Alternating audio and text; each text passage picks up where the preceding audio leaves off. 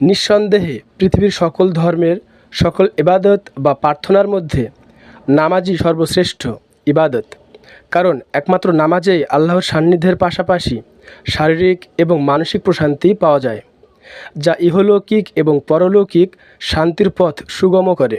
যেখানে অন্যান্য ধর্মের মানুষগুলোকে দেখা যায় মানসিক এবং শারীরিক প্রশান্তির জন্য আলাদাভাবে জগিং এক্সারসাইজ করতে, জিম ক্লাবে যেতে, আবার হিন্দু ধর্মাবলম্বীরা শারীরিক প্রশান্তির জন্যে যোগাসন করে থাকেন, যা সার্বজনীন নয় বা সবাই এর পদ্ধতিও জানেন না।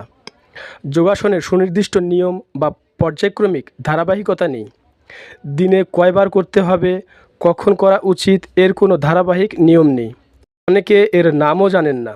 যে যেমন খুশি, যেভাবে খুশি, যখন খুশি করেন, কেউ বা কখনোই করেন না।